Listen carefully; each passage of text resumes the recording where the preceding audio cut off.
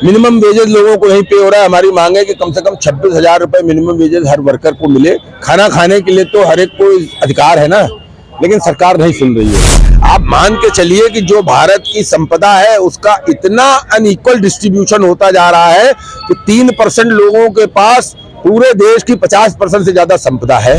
तो कोई 2, 4, 5 जगह पे घटना होगी तो भगवान ने कोई एक मीटर फिट करके तो सबके दिमाग और बुद्धि में नहीं भेजा।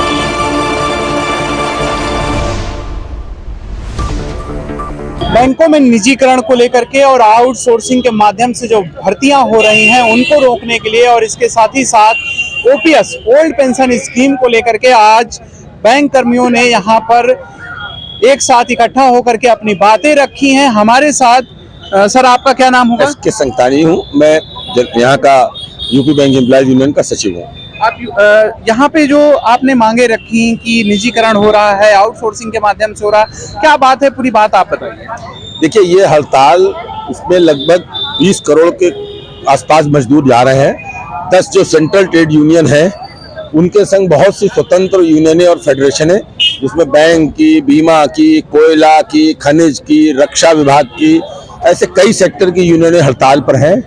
हम सरकार से ये मांग कर रहे हैं कि यहाँ पर भारत में जो बेरोजगारी फैल रही है, रिक्तियां बहुत जगहों पर खाली पड़ी हैं, लेकिन लोगों को नौकरी नहीं दी जा रही है। मिनिमम वेजेस लोगों को नहीं पे हो रहा है। हमारी मांग है कि कम से कम 26,000 रुपए मिनिमम वेजेस हर वर्कर को मिले। खाना खाने के लिए तो हर एक को अधिकार है ना, लेकिन सरकार नहीं सुन रही है। हमारे सारे श्रम कानूनों को नेस्तनाबूद करते हुए 4 श्रम संहिताएं बनाई गई हैं, जिनको लागू करने का प्रयास किया जा रहा है, जो कि टोटली कर्मचारियों के खिलाफ है और नियोक्ताओं के हित में है। उसके बाद हम लोगों को यूनियन बनाने से लेकर हड़ताल करने तक के सारे अधिकारों पे बहुत करारा चोट लगेगी, इसलिए हम उसका विरोध कर रहे हैं। हमारी मांग है कि आप यूनियनों के संग बैठ के बात करके इन विषयों को हल कीजिए। बैंकों की बात करें तो हमारे यहाँ समुचित मात्रा में भर्ती नहीं हो रही है, शाखाओं में स्टाफ बहुत कमी है, कर्मचारियों पे काम का बोझ बढ़ रहा है, फ्रॉड्स बहुत हो जा रहे हैं, लोगों से गलतियां हो रही हैं, उनके खिलाफ एक्शन हो रहे हैं, कस्टमर कंप्लेंट बढ़ रही है, लेकिन भर्ती प्रॉपर संख्या में नहीं की जा रही है। आउटसोर्सिंग के माध्यम से जो हमारे परमानेंट नेचर के जॉब है वो एजेंसियों को और उनके द्वारा कराए जाने की पूरी तरीके से कोशिश हो रही है। बैंकों में गार्ड लगभग आउटसोर्स कर दिए गए। 4th क्लास की हजारों वैकेंसियों पे न भर्तियां करके उन्होंने कैजुअल वर्कर्स के रूप में सालों साल तक लोगों को दिहाड़ी पे काम करा रहे हैं और उनका भविष्य बर्बाद कर रहे हैं। हमारी मांग है कि बैंक कर्मचारियों की भी जो वैकेंसीज आ रही हैं वो आउटसोर्सिंग के माध्यम से आ रही हैं, जो परमानेंट। हम आपको बता रहे हैं कि हजारों 4th क्लास के कर्मचारी हमारे बैंकों में रिक्तियां पड़ी हुई हैं। पिछले 8 साल से किसी की भर्ती नहीं की गई है और वहां पर वैकेंसी है, इसलिए दिहाड़ी पे मजदूरी पे रखा जा रहा है। अब आप खुद सोच के देखिए कि बैंकों और फाइनेंशियल सेक्टर में जहां पर सीक्रेसी और कॉन्फिडेंशियलिटी की बहुत आवश्यकता होती, हमारा कहना है कि आपके पास जब रिक्तियां हैं तो आप सालों साल तक कैजुअल क्यों रख रहे हो? उस पर भर्ती करो, उन लोगों को प्रॉपर वेजेस दो, उनसे पूरा काम लो, लेकिन सुनवाई नहीं हो रही है। बहुत सी ऐसी चीजें हैं जिनके लिए हम वार्ता करके भी प्रबंधन को और आईबीए को टेबल टॉक्स करके कई बार कह चुके। हमको आश्वासन दिया जाता है, लेकिन उसके बाद भी आश्वासन पूरा नहीं हो रहा है। तो हमारी ये कल की हड़ताल सरकार हर जगह, चाहे बिजली का क्षेत्र हो, चाहे वो जलकल विभाग हो, हर जगह निजीकरण कर रही है। तो निजीकरण से क्या आशय है सर? भाई, ये पूंजीवादी सरकार है, पूंजीपतियों को सपोर्ट कर रही है। आप मान के चलिए कि जो भारत की संपदा है उसका इतना अनइक्वल डिस्ट्रीब्यूशन होता जा रहा है कि 3% लोगों के पास पूरे देश की 50% से ज्यादा संपदा है और बाकी आम आदमी आप देख ही रहे हैं कि हालातों से गुजर रहा है। लेकिन सरकार चूंकि पूंजीपति व्यवस्था को पूरी तरीके से सपोर्ट कर रही है, इसलिए न वो कर्मचारियों की सुन रही है, न मजदूरों की सुन रही है। आपने बात करी कि अनइक्वलिटी की बात करी और एक रिपोर्ट भी आई है कि 3% लोगों के पास 40% से अधिक पैसा है, 50% से अधिक पैसा, और 7 करोड़ से ज्यादा आबादी है जो सिर्फ 62 रुपए में गुजारा कर रही है। एक बैंक कर्मी के रूप में इस पर आप क्या कहेंगे?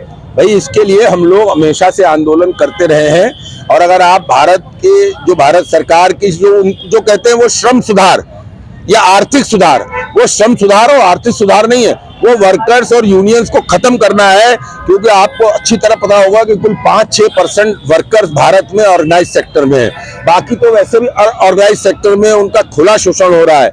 अब ये इस ऑर्गेनाइज सेक्टर को भी तोड़ना चाहते हैं ताकि यूनियन से एलर्जी है, क्योंकि कर्मचारी संगठित होकर आवाज उठाता है तो पसंद नहीं है। यानी एक तानाशाही वाला एटीट्यूड है कि मालिक जैसा चाहे वैसा करे, हायर न फायर।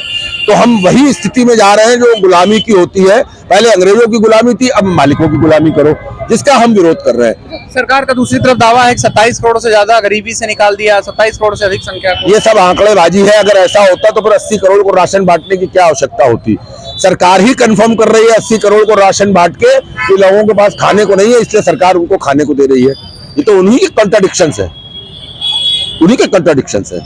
अच्छा, कुछ शिकायतें बैंकों से भी आती हैं, जो कर्मचारी हैं वो कस्टमर से सही से बात नहीं करते हैं, सही से उनको ट्रीट नहीं करते हैं, ऐसी शिकायतें आती हैं। सरकार का दावा है इसलिए जो है जो निजीकरण कर रही है तो वो अच्छे से बात करेंगे, या फिर ऐसी कोई। देखिए, ये सब कुतर्क है। आप समझिए, लाखों कर्मचारी बैंकों में काम कर रहा है। अब जहां लाखों कर्मचारी काम कर रहा है वहां पर अगर छुटपुट कोई 2 4 5 जगह पे घटना होगी तो भगवान ने कोई एक मीटर फिट करके तो सबके दिमाग और बुद्धि में नहीं भेजा है। उल्टा इसके आज की डेट में चूंकि भर्तियां नहीं हो रही हैं, स्टाफ की कमी है, एक एक कर्मचारी पे 2 2 3 3 का काम का बोझ है, इरिटेशन होता है। कस्टमर भी कई बार अलग अलग तरीके के आते हैं, चूंकि जैसे हमने बताया कर्मचारी सब एक बुद्धि का नहीं है तो ग्राहक भी एक बुद्धि का नहीं है। कितनी ही घटनाएं आप लोग सोशल मीडिया पे देखते हैं जहां पर बैंक कर्मचारियों के ऊपर पब्लिक की तरफ से हमला हो जाता है। इन सब का कारण यही है कि ना आप पर्याप्त मात्रा में भर्ती कहीं कर रहे हैं। अगर आप करें तो प्रॉपर, पहले ये चीजें नहीं हो रही थी क्योंकि लोग काम के लिए उपलब्ध थे। आज कस्टमर, एक कर्मचारी बैठा हुआ है, लाइन लगी हुई है। आप यहाँ शहर की तो बात कम है, गाँव को देखिए जाके, काउंटर पर राशन की लाइन की तरह से कस्टमर खड़ा है। उस कर्मचारी का क्या दोष है? वो तो उतनी ही काम करेगा, उसी तरह करेगा जितनी उसके पास स्थिति है।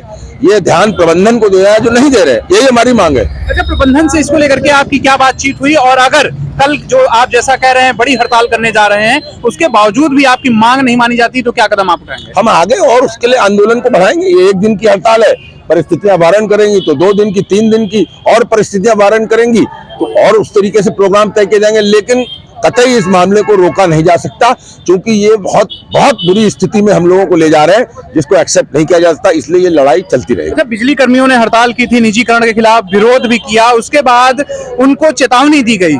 आपको डर नहीं लगता है? नहीं, हम कोई गलत काम नहीं कर रहे हैं ना।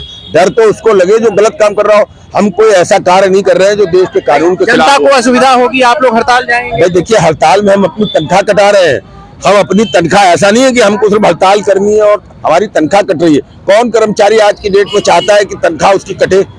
लेकिन इसका मतलब हमको कहीं ना कहीं सरकार ने मजबूरी की स्थिति में डाल दिया, तभी हड़ताल करनी पड़ी। और नारा यही है कि हड़ताल हमारा शौक नहीं, मजबूरी है। तो ये तो हमें मजबूर किया जा रहा है, हड़ताल के लिए हमें मजबूर किया जा रहा है। हम स्वेच्छा से क्यों चाहेंगे हड़ताल करना? भाई किसी से बातचीत नहीं हुई आपसे? नहीं, इंडियन बैंक एसोसिएशन लेवल पे बैंकों के जो मुद्दे उन पे बातचीत होती है, आश्वासन, लेकिन मुद्दा यह है कि हल करो। अगर आप महीनों सालों तक बातचीत को लटकाए रखोगे तो उसका क्या तात्पर्य है? अगर समस्या, आपकी तबीयत खराब हो, डॉक्टर आपको गोली और इंजेक्शन लगाता रहे लेकिन तबीयत ठीक ना हो तो क्या करेंगे आप उस गोली इंजेक्शन का? वही हमारी स्थिति। चलिए, धन्यवाद आपका बातचीत करने के लिए। ये थे हमारे साथ ऑल इंडिया बैंक एसोसिएशन के सचिव, जिनका कहना है कि जो बैंक कर्मी हैं वो हड़ताल पे इसलिए जाने को मजबूर हैं क्योंकि आज सही मायने में कर्मचारी नहीं है, आउटसोर्सिंग से भर्तियां की जा रही हैं और 4th क्लास के कर्मचारियों को भी आउटसोर्सिंग के माध्यम से भरा जा रहा है। इससे बहुत सारी दिक्कतों का सामना भी करना पड़ रहा है। इनका यह भी मानना है कि ये बातचीत करने के लिए तैयार हैं, इनसे बातचीत करे फेडरेशन और इनकी मांगों का निराकरण करे। अगर मांगों को नहीं माना जाता है तो आगे ये और हड़ताल करेंगे और ये दिन प्रतिदिन बढ़ती जाएंगी जब तक इनकी मांगों को नहीं माना जाता है। वीडियो जर्नलिस्ट सनी के साथ मैं आलोक, #भारत न्यूज, लखनऊ।